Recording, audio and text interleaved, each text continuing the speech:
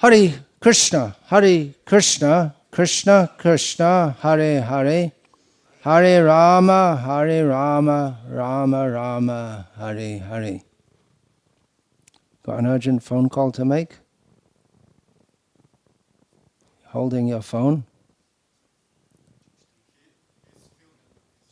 Yeah, but we already have 2 films. This will go on YouTube. You don't need to. Just listen, please. I'm going to speak on Sri Vishnu Sahasranama. It's all topics of Krishna, the Supreme Personality of Godhead. Name 817, Pavana, also sometimes rendered as Pavana.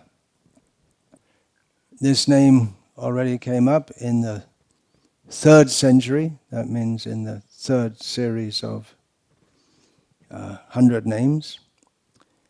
And much of what I'll say now will probably repeat that. That's good. Let's repeat again and again the glories of the Supreme Personality of Godhead. The meanings of this name derive from the Sanskrit root, which means to go. The word pavan is commonly used even in Indian languages today for the wind who goes, blows here and there. And also it means that which purifies. So we know very well, patita pavana, we've heard that term, who purifies the fallen. So both these meanings are there. That which goes, that which blows, that which purifies. And Pavana or Pavana, the meanings are much the same. One reason why Lord Vishnu is called Pavana is because he is the father of Vayu, the wind, who is Pavan.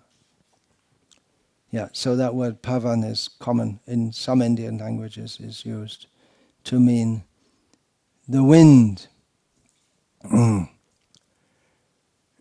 One understanding we can derive from this is that the wind, which is so powerful, as Arjuna states to Krishna, referring to the mind, tasyaham nigraham manye vayuriva sudushkaram. It's even more difficult to control than the wind, and the wind is not controllable. But the wind which is so powerful, which can destroy cities, which moves the planets, is just a fraction of the power of Krishna. That's one way to think of it. When we see very powerful winds, manifestations, what we can say extreme manifestations of Krishna's nature, you don't get here in Slovenia, I don't think. Earthquakes, have there been any in history? Sometimes earth tremors maybe coming up from Italy. No. As far as I know, there are no plenty of little mountains, but no volcanoes. Tornadoes, extreme heat, extreme cold. Nice place to live. Don't get in Maya. There's no nice place to live in this material world. But in different parts of this globe, if you don't mind me using the word globe, Srila Prabhupada used, there are extreme manifestations of the weather, of Krishna's energy. I've many times been in cyclones, which just rip everything up everywhere. And it's good to remember in such circumstances that this is just a fraction of Krishna's power. This whole material manifestation is just a fraction of Krishna's power. He purifies by the wind. The wind is one of the purifiers for cloth. That is going on in Slovenia right this moment, that no doubt. I don't know if it's still probably in the country some women wash the cloth by hand and hang it out to dry. Is it not? Maybe in Ljubljana also. Maybe. So the wind, between the wind and the sun, they dry and purify the cloth. Sometimes if the cloth is a little smelling, then you just hang it in the wind and the wind purifies. So the wind is a purifier, and Krishna himself states in the Bhagavad Gita, Pavana pavatam asmi. Among all purifiers, I am the wind. Actually, Krishna is all kinds of purifiers derive their purificatory power from Krishna. There are various ways to purify things. We purify, for instance, we purify copper by application of a sour element such as tamarind or lemon. We can purify cloth, first by washing, by wind, by sun. We purify garbage by burning it, or different kinds of garbage, composting it. We ourselves try to become purified by visiting holy rivers, visiting holy places, bathing in holy rivers, chanting the holy names, bowing down before Krishna, bowing down before holy persons. But we should know that in all these activities, the purifying element is what's actually purifying us is Krishna. It's because the link with Krishna, because Ganga comes from the lotus feet of Krishna. Ganga is purifying. Even her name is purifying. Because the holy places are connected with Krishna, they're places of Krishna's pastimes. They purify us because they're connected with Krishna. So Krishna is the supreme purifier. Actually, he is the only Pavitram Paramam Bhavan. Arjuna says to Krishna that you are the supreme Pavitra, and everything else which is Pavitra, everything else which is pure, can purify other things because of the connection with Krishna. Another meaning, he moves, which is very interesting because we have another name in Vishnu Sahasranama, Achala. He doesn't move. Logicians don't like these kind of things. But fortunately, he's beyond all logic. He moves and he doesn't move. Apanipado javano grahita. He has no hands or legs, but he moves everywhere and accepts everything. It's not meant for strict logicians. He's beyond our little brains.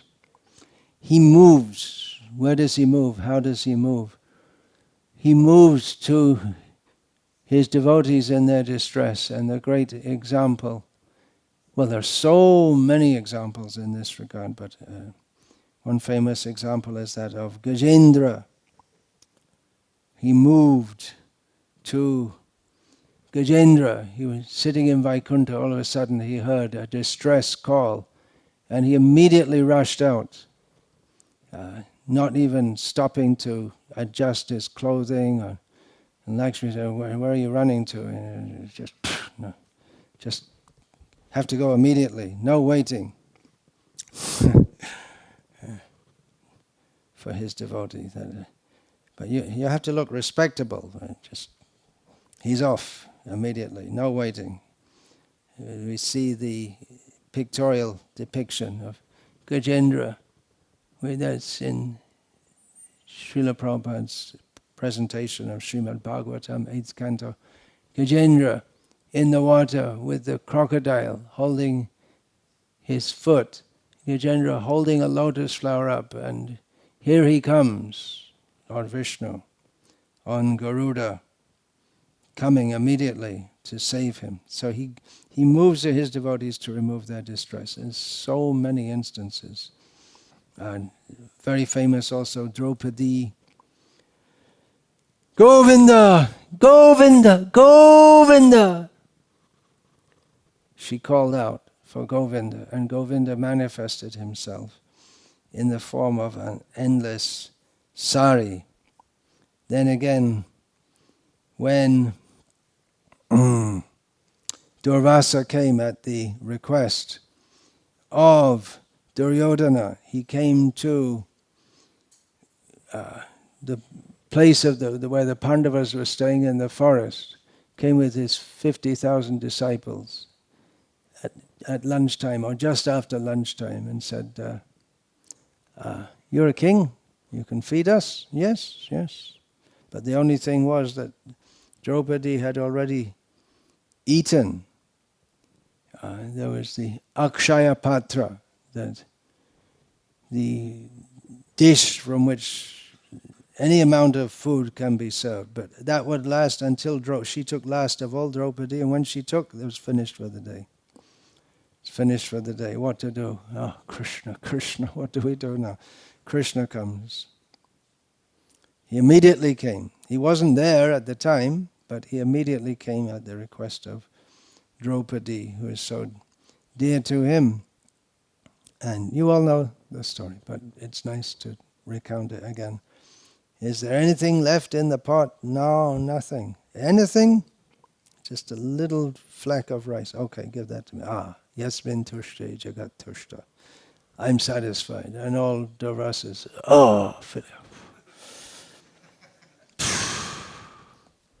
Durvasa and his disciples left. Krishna came immediately to save the devotees in their distress. Therefore, Kunti Devi prays, Vipada Santu Ta Shashvat Tatra Tatra Jagat Guru Bhavato Darshanam Yatsyat Apuna Bhava Darshanam.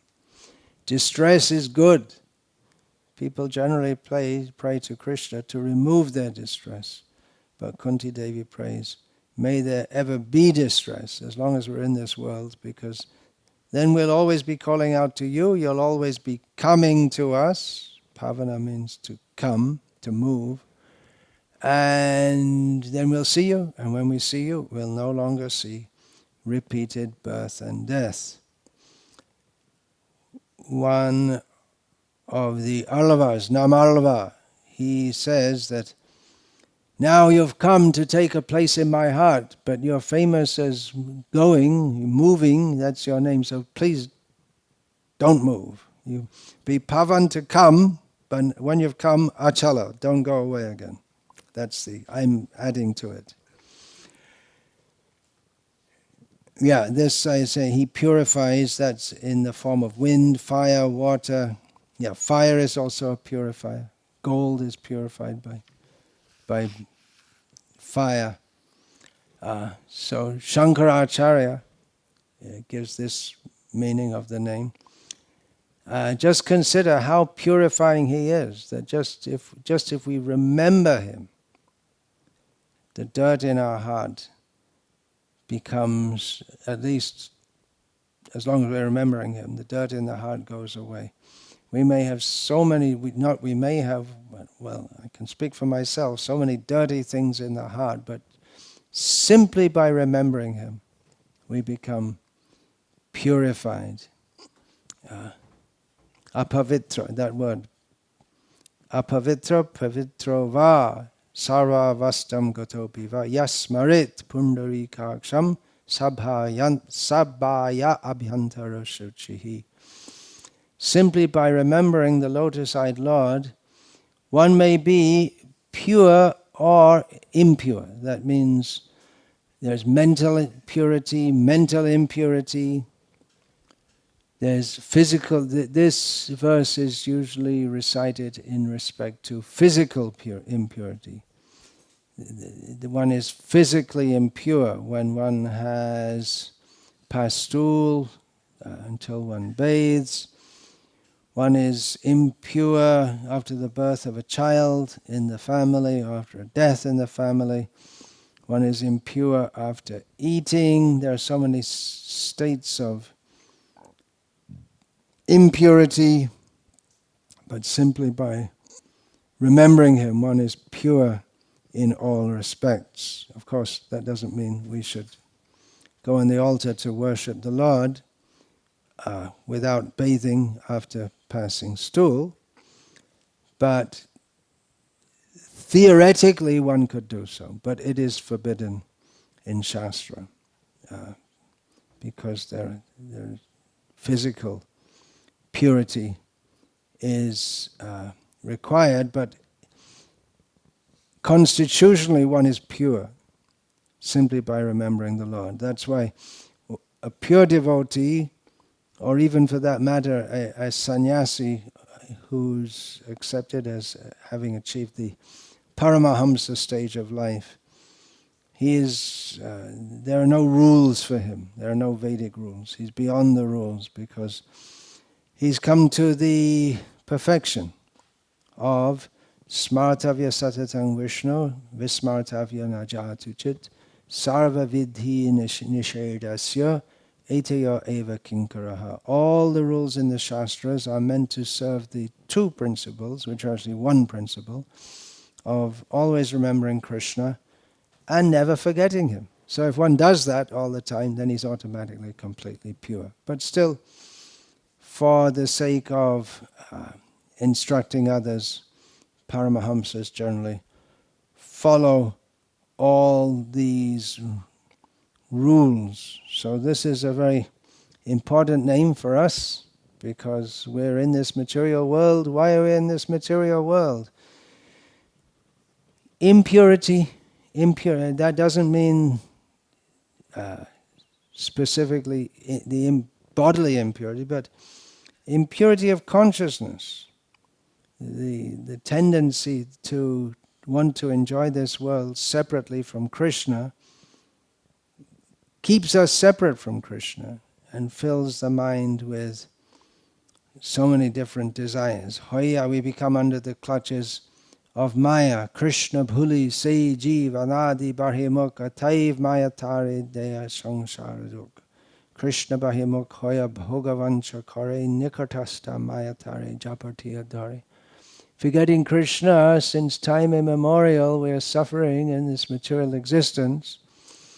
When we become inimical to Krishna, or not want to serve Krishna, then Maya, who is standing right next to us, catches immediately. And then Hoya Maya Das Karinana Abhilash. When we reject the position of service to Krishna, and we come under the clutches of Maya, we become the servant of Maya. And then we have so many desires. And these desires are impurities in the heart. Material desires. Lust, greed, anger, pride, illusion, envy. These are impurities in the heart. Identifying oneself with one's body, or one's mind, or one's achievements, with one's ego. So many impurities in the consciousness. But remembrance of Krishna is the supreme purifier. There's that verse, Avismriti Krishna Padara Vindayoho. How does that verse go? Avismriti Krishna Padara Vindayo. How does it go? Can you look it up? I didn't think when I was preparing this. I'd ask everyone to put their phone away.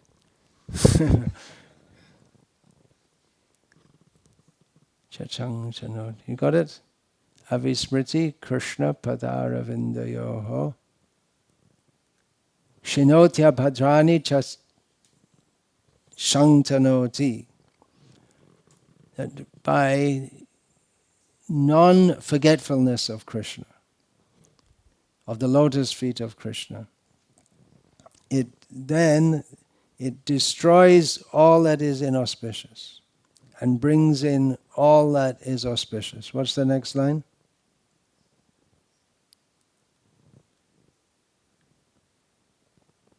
There are so many verses, and so, now I forgot this one. Can't find it? Okay, we'll go on. Baladev Vidyabhushan, commenting on this name, Pavana, he says that the mind is, he personally takes the charge of purifying a mind that has been contaminated accidentally, by misdeeds committed accidentally. Krishna takes charge of his devotee, not someone who has the intention to be sinful and to forget Krishna. Krishna doesn't purify the mind of such a person. Such a person might perform sacrifices, going to holy places, and so on, for purification. The idea, I'll get free from my sins. But he doesn't get free from the root cause of sinning, which is being inimical to Krishna. So they don't actually get purified. Krishna doesn't actually purify. Still looking for that? Shantanoti. Padaravindayokshinoti abhadrani cha shantanoti. Satvasya shuddhing paramatma nisht bhaktim. Jnanam cha vijnanam viraga yuktam. All the benefits of remembering Krishna, purifying benefits. So that is really the factor in purification, invoking Krishna. People want to become purified without Krishna, which is ridiculous. I'll smear stool all over my body, and I'll say some mantra which will purify. It's pouring petrol on a fire on one side and water on the other side. It doesn't work. The actual purification is remembering Krishna. And Krishna especially purifies those who are interested in him. If we're not interested in him, then how can we actually be pure? It's the whole situation of material existence is one of impurity. And how can we be pure in a situation of impurity? In terms of ritual impurity, which is a major factor in Vedic culture, women are impure during their monthly period, and there's nothing you can do to purify them during that time. And then time becomes a purifier in course of time, and then they take a bath, and then they're pure. But they can be spiritually pure by remembering Krishna.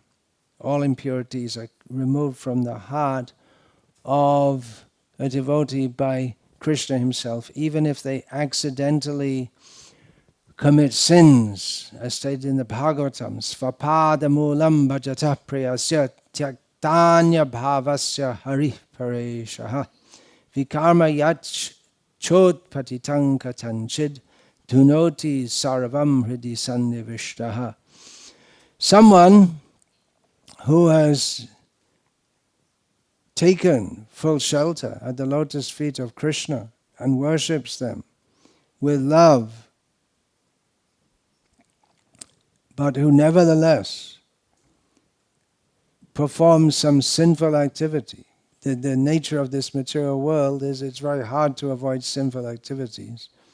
But if such a person, his intention is to fully serve Krishna, but by chance, katanchit, not all the time, again and again and again, but circumstantially, unexpectedly performs some sinful activity, then Krishna himself, within the heart of the devotee, he cleans the devotee from that impurity. There are many statements within Shastra in this regard. For instance, Shukdev Goswami, before reciting Srimad Bhagavatam, before embarking on reciting the direct glorification of the Lord to Parikshit Maharaj, offered prayers to the Supreme Personality of Godhead, one of which is Yat Kirtanam, Yat Smaranam, Yat Ikshanam, Yat Vandanam, Yat Shravanam, Yat Arhanam, Lokasya Sadyo Vidhunoti Kalmasham, Tasmai Subhadra Shavase Namo Namaha. Srila Prabhupada's translations. Let me offer my respectful obeisances unto the all-auspicious Lord Sri Krishna, about whom glorification, remembrance, audience, prayers, hearing, and worship can at once cleanse the effects of all sins of the performer. So here we have vidhunoti, completely cleanses, which gives the same understanding as purification. So we might think, yeah, he's very pure in Vaikuntha, but when he comes to this world is by nature impure. And he also has some impurity. It might seem like that, especially charges of impurity are leveled at Krishna, even by some Vaishnavas. Yeah, there are Vaishnavas who say, yes, we worship Lord Ram, he's good. Krishna, he's not good. He does all bad things. It might seem like that. We find in the beginning of the 8th canto, within the 8th canto, Parikshit Maharaj expresses surprise to Shukdev that how has the Supreme Lord come in the form of a fish? Because the fish is the lowest species. It's only someone who's very sinful takes birth as a fish, and it's a condemned species. So how can the Supreme Lord be a fish? Fish, and then Matsya Kurama. Who wants to take birth as a tortoise? Please raise your hand. Anyone? In my next life, I'd like to be a tortoise. Anyone? No volunteers. Then why does the Supreme Lord come as a tortoise? And then what's number 3 avatar? You should know. Varaha. You pig. If I call you a pig, I think in any language that's an insult. Isn't it? It must be in Slovenia also. In Hindi, they take it further. You're suaka bacha. You're the son of a pig. It's a great insult because it's insulting your father. So it's more of an insult than insulting yourself. And then we say the Supreme Lord has come as a pig. Seems to be something wrong there. What about this Narasimha avatar, all covered in blood? Blood's impure, isn't it, right? You get blood on your body, that's why I'm saying, talking about the menstruation, you can't go on the altar. It's blood, it's always impure. He's covered in blood.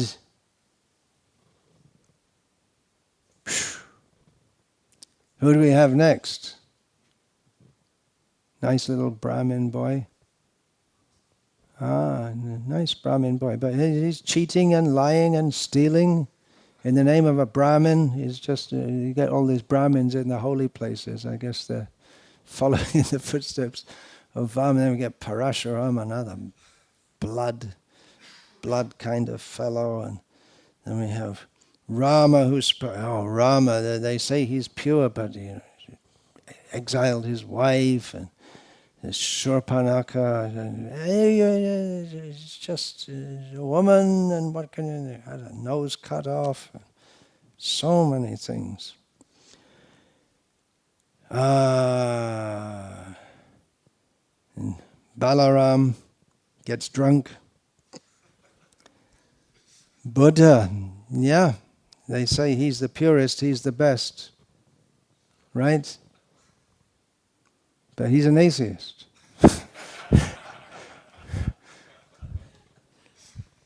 He also left his young wife and family, left his responsibilities, and what to speak of Kalki. Phew.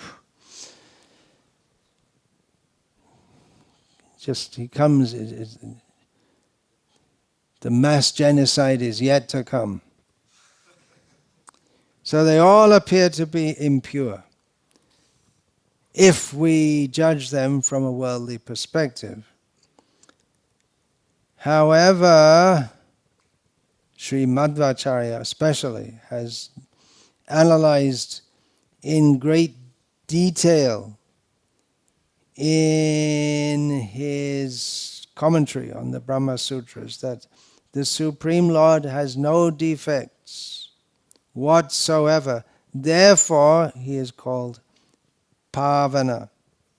He is independent. He is above all considerations of worldly morality. Everything he does is good. Everything he does is purifying. Nrsimhadev, by ripping to shreds Hiranyakashipu, what was he doing? He was purifying him. And he purifies the whole world. By remembrance of him, even today, we become purified. We don't become purified by thinking of a mass murderer. You don't have mass murderers in Slovenia. You probably don't have many murders at all. It's a very civilized kind of place. Generally speaking, animal slaughter goes on, no doubt. But in general, yeah, Slovenian people are quite civilized. And just need a good dose of Krishna consciousness, which you're doing by going on Padayatra and distributing books, but they need a lot more of it. He is all purifying. We have to understand the science of God. We cannot judge him by our own standards. He judges us by his standards. We can judge him by our standards, but actually, if we do so, he judges us by his standards, or rather the material energy is deputed to judge us by his standards, and by ascribing faults to him, we end up as a worm in stool. And that's not a very pure situation. He is all pure. We should know this. That should be accepted by understanding the science of God. He has only auspicious attributes. There's nothing inauspicious about him whatsoever, as is clarified in the Vedanta Sutras. Another completely different meaning which is given, because these names are derived from Sanskrit roots which can be understood in other ways, in various ways, is that the Kshatriyas of this world, the protectors of the citizens, the kings, he protects them. He is the protector of the protectors. The kings derive their power to protect and their authority to protect by understanding themselves to be servants of the Supreme Lord. And anyone who adopts the position of a leader in human society, especially the role of a supreme leader within a nation, if they don't recognize Naranam Chanaradhipam, Krishna says, among men I am the king, unless they recognize that they are holding this position, they have this role on behalf of the Supreme Lord, who has given them this position, and that he is no less a servant of the Supreme Lord than anyone else. In fact, he has to be the ideal servant of the Supreme Lord. He has to exemplify that more than any other. So unless he recognizes that, then he becomes a demon. And we have exploitive leaders. Why are they exploitive? Because they don't recognize that I am supposed to serve the Supreme Lord by acting in the capacity of the protector of the people.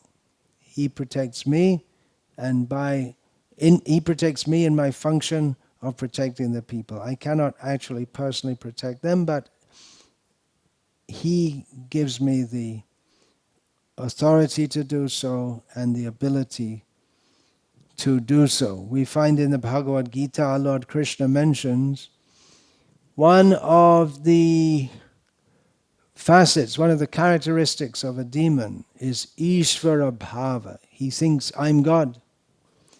Later on in the Bhagavad Gita, Krishna mentions as one of the qualities of a Kshatriya, Ishvara Bhava. Does that mean that every Kshatriya is a demon? No. The demon thinks himself to be supremely the supreme controller. He does not recognize that there is the supreme controller above me. So such a person who takes power, he thinks himself to be independent, and because he has the motive to enjoy this material world, he exploits others and performs many sinful activities.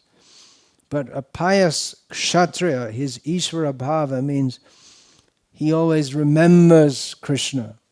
And he has with that remembrance, he thinks of himself, he has the leadership, he has the spirit of being a leader, of taking charge, of taking responsibility. It's not that he wants to lord it over or exploit others, but he has that ability to take charge and take decisions, take responsibility, organize society. So he does that, but he does it in the mood of a very humble servant of the Supreme Lord. So that, in summary, is name 817, Pavana, which can also be rendered as Pavana. Hare Krishna. All glories to Srila Prabhupada, who introduced us to the science of God. Hare Krishna. Shri Vishnu Sahasranama ki jai. Shri Panchatattva ki jai. Srila Prabhupada ki jai. Hare Krishna.